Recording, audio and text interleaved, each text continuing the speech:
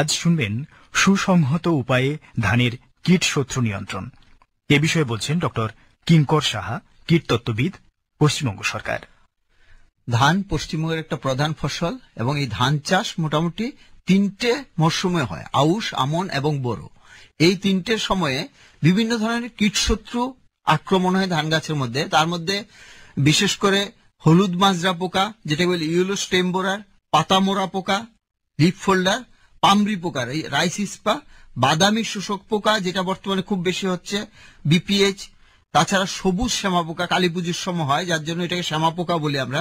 হ্যাঁ, এছাড়াও একটা দেখেছি আমরা বিভিন্ন জায়গাতে পান্ডুয়া বা হুগলির কিছু কিছু জায়গাতে ভেপো পোকা, গলমেজের আক্রমণ হচ্ছে।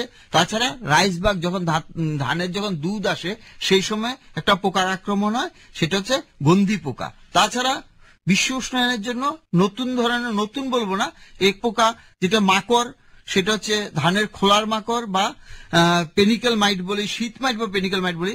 ধান কাটার কিছুদিন আগে থেকে আরেকটা পোকার আক্রমণে ধানের শীষ কাটা লেদা পোকা। এই কয়েকটা পোকার আক্রমণ এখন দিন দিন বাড়ছে। এবং যেটা হচ্ছে এই যে শীত শত্রুগুলির নিয়ন্ত্রণ আমরা করব কিভাবে, তাহলে আমাকে সমস্ত কিছুর একটা নিয়ম শৃঙ্খলার মধ্যে যদি চাষ করি, বিজ্ঞান ভিত্তিতে যদি চাষ করি, আমাদের কৃষক বন্ধুরা যদি বিজ্ঞান ভিত্তিতে যদি চাষ করেন, তাহলে কিন্তু এই পোকার আক্রমণগুলি কম হবে। সেটাকে আমরা বলি সুসংহত উপায়ে কীটশত্রু নিয়ন্ত্রণ, যেটা আমরা সবসময় করি। তার মূল যেটা আমাদের যেমন বাচ্চাদের টিকাকরণ করি, সেরকম গাছের টিকাকরণ হচ্ছে বীজ শোধন বা বীজতলা শোধন, এবং সেটা অবশ্যই করতে হবে। এবং মূল জমিতে কৃষি বিষ প্রয়োগ হবে প্রয়োজন ভিত্তিক বা দরকার মতো। এইটা একটা বীজ শোধন কিভাবে করব, যেহেতু বড় মরশুমে আমরা যখন চাষ করি সেটা কলানে বীজ করি, সেই ক্ষেত্রে 1 কেজি কলানে বীজতলাতে লাগাবার আগে মোটামুটি যদি শোষক পোকার জন্য হয় তাহলে ফিপ্রোনিল বা ইমিডাক্লোপিড বা থায়োমিথাক্সাম 3 ঘন্টা এই দ্রবণে ভিজিয়ে রাখবো। তাছাড়া বীজতলা শোধন করতে পারি, যেমন লেদার জন্য আমরা বীজতলা শোধন করি চারা তোলা 7 দিন আগে। 10 শতক বীজতলার জন্য বিভিন্ন ধরনের দানা ওষুধ আছে, কার্বোফিউরান 3 যদি ব্যবহার করি তাহলে 2 কেজি, আর কার্টা 4G যদি আমরা ব্যবহার করি তাহলে 1.5 কেজির মতো এই 10 শতক জমির জন্য। তাছাড়া আমরা ফিপ্রোনিল যেটা গ্রেনুলার সেটাও ব্যবহার করতে পারি 2 কেজি হিসাবে। তাছাড়া আমরা আরো অনেক ধরনের আছে দানা ওষুধ আছে, সেগুলো আমরা প্রয়োগ করতে পারি। তাছাড়া পরিষ্কার পরিচ্ছন্ন কীটমুক্ত সংশোধিত বীজ, এটা কিন্তু ব্যবহার করতে হবে। মাটি পরীক্ষার ভিত্তিতে কিন্তু রাসায়নিক সার প্রয়োগ করতে হবে, এবং জমিতে অবশ্যই জৈব সার দিতেই হবে। না দিলে কিন্তু আস্তে আস্তে ফলন কমে যাবে, জমি বন্ধ হয়ে যাবে। সবুজ সার হিসেবে ধইঞ্চা চাষ করতে পারেন কিছুটা সময়, 1 থেকে 1.5 মাস।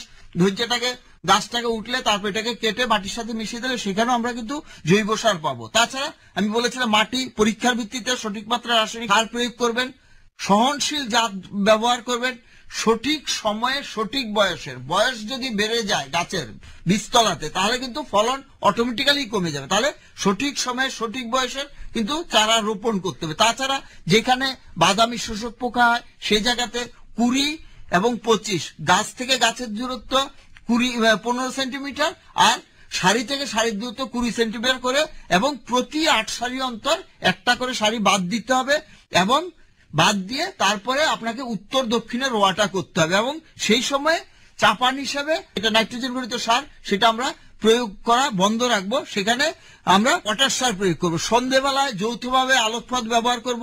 জমিতে পাখি বসার জন্য আমরা বাঁশের দাঁড় বা গাছের ডালা পুঁততে হবে। তাছাড়া কেরোসিন মাখানো দড়ি দিয়ে ধান গাছের উপর দিয়ে টানি দুদিক থেকে, তাহলে কিন্তু যে সমস্ত পাতা মোড়া পোকা, চুঙ্গি পোকা, পামরি পোকা আছে সেগুলি সমস্তটাই এদের ক্ষতিটা অনেকটা প্রকোপটা কমানো যাবে। ফুল আসার সময় সেই সময় আমরা পচা শামুক বা ব্যাং এগুলিকে 1.5 চামচ দানা ওষুধের সাথে মিশিয়ে গাছের কাপড়ের পুটলি বেঁধে গাছের উচ্চতা থেকে মোটামুটি 5 থেকে 6 সেন্টিমিটার উপরে যদি আমরা বেঁধে দিই তাহলে গন্ধি পোকার আক্রমণটা কিন্তু অনেকটা কমে যাবে। এছাড়াও ঝাঁকবাদা লেদা পোকা একটা আমাদের উত্তরবঙ্গের বিভিন্ন জায়গাতে হয়, আমাদের কৃষক বন্ধুরা অনেক রকমের এটার জন্য খুব ক্ষতি হচ্ছে। সেটার জন্য কার্বাইল দিয়ে 20 টোপ আমরা প্রয়োগ করতে পারি। এবং সবসময় মাথায় রাখতে হবে শত্রু পোকা এবং বন্ধু পোকার অনুপাতটা যেন সবসময় ঠিক থাকে। এবং সবচেয়ে বেশি দরকার হচ্ছে নিয়মিত মাঠ পরিদর্শন। এগুলি যদি ঠিকঠাক করে এবং যথেচ্ছ পরিমাণে কৃষি বিষ প্রয়োগ করা যাবে না, এইগুলি যদি সব ঠিকঠাক করে তাহলেই কিন্তু কৃষিতে অনেকটা বেশি আমাদের কৃষক বন্ধুরা লাভবান হবে। তাতে কিন্তু আমরা যে সমস্ত কাজগুলি করছি সেগুলি কিন্তু অনেকটা মোটামুটি ক্ষতির পরিমাণ কমবে এবং লাভের মুখটা দেখতে পাবে। আমরা জানি মাঠে দু ধরনের পোকা থাকে, একটা হচ্ছে শত্রু পোকা আর একটা হচ্ছে বন্ধু পোকা। শত্রু পোকার পরিমাণ যদি বেড়ে যায় জমিতে তাহলে কিন্তু ফলনের দিক থেকে ক্ষতি হবে, এবং বন্ধু পোকা এবং শত্রু পোকার অনুপাত সবসময় ঠিকঠাক রাখতে হবে। তাতে কেন বলছি, এবং যেটা দরকার হচ্ছে কৃষক বন্ধুদের বিকেলের দিকে রাসায়নিক কীটনাশক প্রয়োগ করবে। কেন করবেন?